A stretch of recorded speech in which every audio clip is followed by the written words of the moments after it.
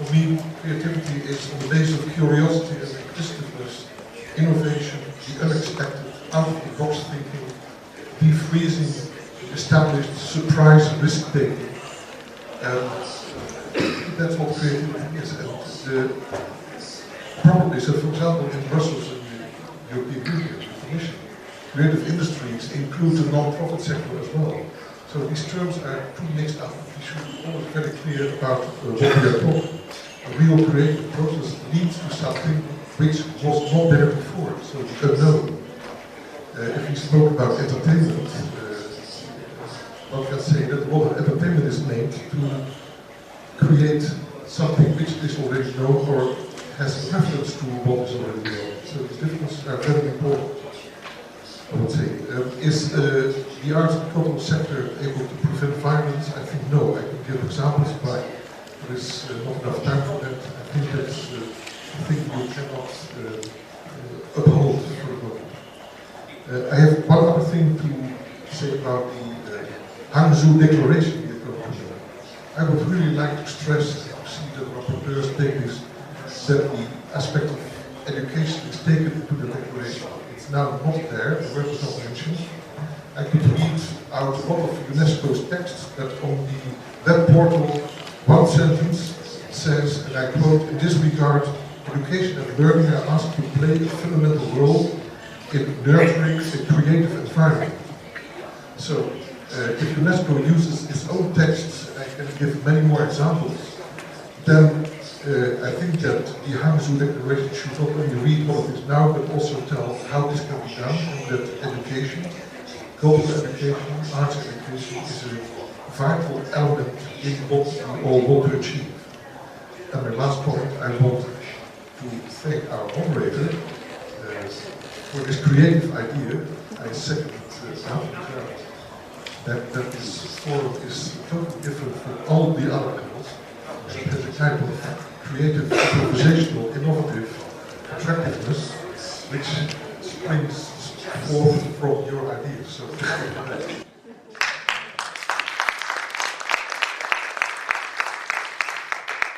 It was for my right brain, I'm not sure. Sure. The microphone goes to my neck. Yeah, thank you very much, Franz. 我也想感谢今天这个非常倡议的形式，一个是走的形式。然后我觉得可能创意产业就非常同意各位嘉宾的说法，就是我们要换一个。然后创意产业可能在不同的国家有不同的语境。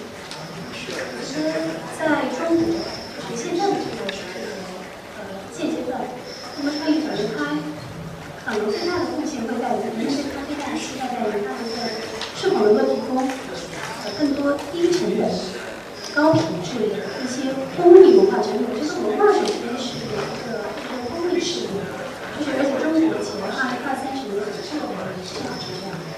那么现在我们有了更多的发展性媒体技术，那么在中国这个阶下，我其实个人对某个议题是非常感兴趣，就是如何利用创意产业把中国很多优秀的传统的文化和它结合新媒体技术，能够得到一个成果。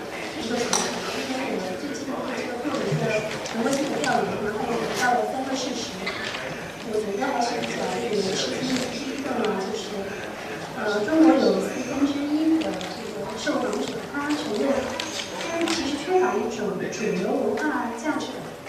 就是中国现在的社会这个主流价值体系是相对缺失的。然后这些人当中有1半的人就是是30到40岁的中产阶级是社会精英，所以这个结果就有点令人惊讶。那么第二点呢，就是在中国经济相对较发达的地区，比如说上海，有18.6%的家庭，超过这个比例的家庭，连续3年从2016年起就是缩减了自己的这个非刚性文化消费，我只是除之教育。那么这也是令人吃惊的事实。然后第3个事实就是，其实中国现在的文化产业是出现了某种程度上的过度商业化。那么所以这3个事实加起来，中国现在特别需要这个低成本高品质的公益性文化产业，尤其是比方说把传统文化传承过来，把它变成就是大家都熟悉的太极，就中国传统文化太极。那么其实它能够在很大程度上解决上海能够迫切的需求，因为上海现在已经成为中国就是老龄化问题最严重的城市。就是最新的数据，3月份的数据有说367.32万的老人。那么中国太极能够结合一些新的技术，变成有一定社交功能的，像简单在 APP 的这种应用程序，那么其实能够提供一种社会化的养老服务，就是变成一种文化产品。这样就把这个整个层面上，我觉得中国就是需要更多的文化公益产品，这个是中国文化创意产业其实要做的事情。就中国有的思想，中国文化创意产业重点所在。Great, well, thank you very much. We've got 50 minutes left, well, actually 12. So, can I have a show of hands of people who would like to make comments or ask questions, and we can take those and we can give them a chance to ask questions and then allow the panel to respond, and we hope to end by 6:30. Can I have an indication of a show of hands? Okay, we have 4 hands, so we're going to take those, and indicate if you want to make a comment or if it's a question you'd like to ask any of the panelists to respond, otherwise we'll give them all a chance. Can we start? Yeah. We're going to take all the questions at the same time and then the panel will decide who responds. Sorry, I can't avoid the question. Thank you. Great panel and good questions as well. Coming from the creative sector by practice and getting Asian communities by trying to mix both, right? I'm sometimes surprised with the perception that the creative sector in tend to somewhat overshadow or hijack the cultural sector. Actually, there was intentional separation from the beginning. It was an intention to separate. So my question actually starts where you finished, because there are 2 things I haven't heard in this debate. First one, of course, the creative sector is part of a larger discourse that meant that it goes to south-south, north-north, and north-south, and in which it was the instrumental element of creating this global world and the global citizenry that we have nowadays that allows people to be part of this larger world. So you have to see this as instrumental in this element. And of course, for good or bad, we have good parts of it that allow us to share a sense of global responsibilities, of share, and there are challenges to it as well. But my question would be how the cultural sector would see to use that opening, if you manage to oversell it, opening that eventually was created with the creative sector to incorporate its work in the same way you started to see. Because when they have video games or applications there is a new possibility that the creative sector is allowed. The second question is also something I haven't heard in this debate. You know, many assessments have been done on how much families spend on the creative sector, based on the same debate we have created. So it's clear now that across the board, rich or poor, families will spend 3 to 5% of their income, no matter what income it is, in the creative sector. So the question is? The question is, in large parts of the developing world, the creative sector is deficitary. Countries use resources from the other sector to pay the deficit of the creative sector in their own economies. Sorry to use the word economy.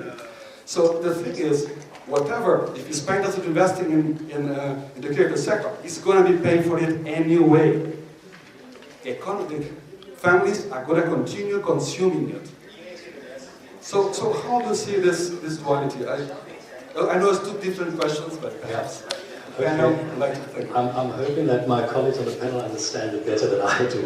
But can we ask to get all the questions and then we'll ask them. Yeah, there was a hand at the back. That one here?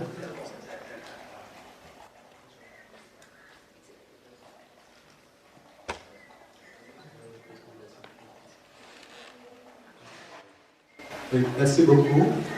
Je suis Kofi Kosono Paul Marie et je suis originaire de la République de Côte d'Ivoire. J'ai été très intéressé par tout ce qui a été dit.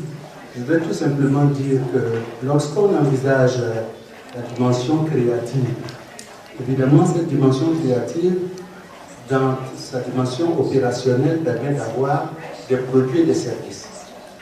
Le seul problème qui se pose est un problème inhérent justement à tous les éléments qui influent, n'est-ce pas, de façon dynamique sur les résultats de la créativité. Si vous prenez par exemple, nous avons cité la musique, nous avons cité certaines filières, mais par exemple la piraterie des œuvres de l'esprit va poser un gros problème au niveau des résultats attendus.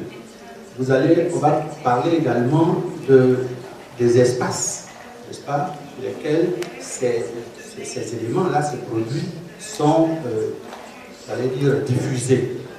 Les marchés sont souvent étroits. Donc si le marché est étroit, évidemment, il est difficile de faire en sorte qu'il y ait une grande rentabilité.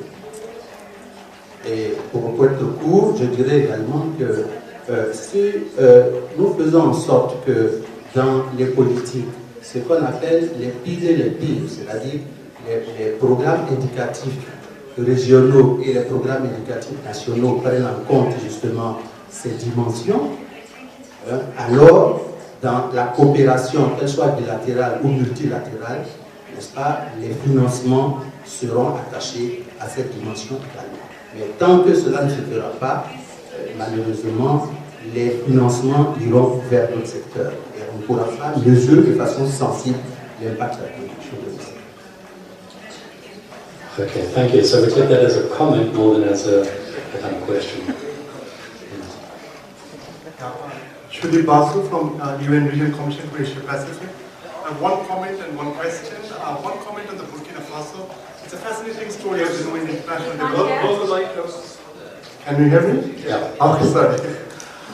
One comment on Burkina Faso. As I said, it's a fascinating story in the international development issues because in 70s and 80s, Burkina Faso, in terms of life expectancy, inequality, and poverty, was one of the lowest in terms of the good story in Africa. But then what happened in the 80s and 90s in terms of the macro stabilization, they sort of looked more into stabilizing the inflation, budget deficit, and actually lowering the investment on productive sector and education we have. So that's something we just to understand what happened and why now they're not 183, not on top 50 or whatever. The second point is about the This is your question? Yeah, this is a question, exactly. The second point is about in the Asia-Pacific region, as you know, that about 800 million people are below $1.25 in poverty and 1.7 billion if you took $2 a day, and 1.1 billion people on vulnerable employment. So this is the report that the Regional Commissioner produced. So how do you see in this context that the governments will be encouraged to look into the cultural sector, the creative sector, actually, which I was one of the core drafters in 2010 report. How do you see the government will be encouraged to look into this creative and cultural sector, especially in terms of investment, when there is a problem of poverty reduction and a huge inequality? Thank you. Okay, I think it was the question that I asked Avril at the beginning. I'm not sure, were you here for that? Were you here at the beginning when we spoke to Avril and asked her that question? I missed it. Oh, okay. So maybe we'll ask her to answer you. Yeah, sure. And then the final question?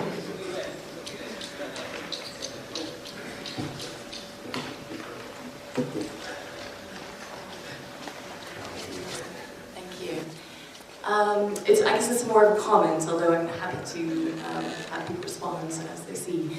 I suppose as challenging as it is to kind of address Africa as a whole, and some would argue useless, let alone the rural-urban discourse within that, I found it quite an outdated conversation in some senses, in that to deny the impact of technology on the continent of Africa, I'm grateful for Professor Xiao to finally bring that up at the end, is to completely deny what we can be celebrating right now in terms of new production and distribution models that are taking I would argue, the world by storm in some ways. I was at a social enterprise and innovation conference a few weeks ago where Africa was the hottest topic there, and to consider technology, or whether it's through cash injections or frugal creative systems, as separate from the creative sector or creative cultural industries, is to really deny where we're at in terms of a universal knowledge economy and the progress that's been made within that. And what I would argue the digital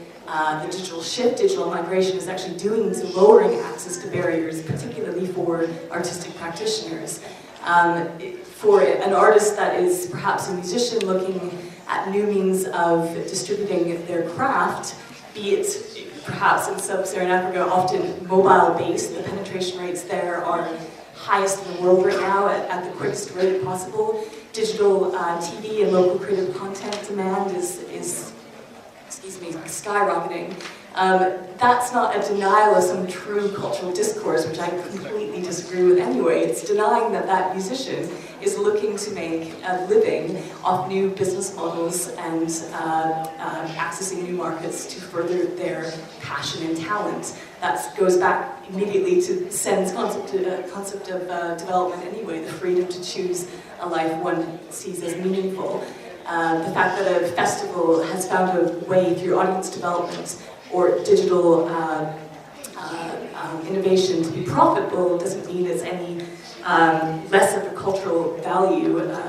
It means it's found a better business model, and it's still part of the creative sector and something that should be championed. I think a lot of the reasons why we see the same discourse in some of the conventions from the 80s as we do now is because they're denying this fact that the professions and career professional trajectories that we once understood creative sector or cultural industries, or all these various categories that we're struggling with on a definitional level today, are no longer what they were back then. So these are career paths that our entrepreneurs in sub-Saharan Africa and other places are taking, are not known in the discourse and in the literature. So it's a very difficult area to research and reflect on as we go in terms of where do we see this in the declarations as such. I think the entrepreneurs that I've worked with, sorry, I'm just finishing this, that from British Council perspective, for example, are demanding access to creative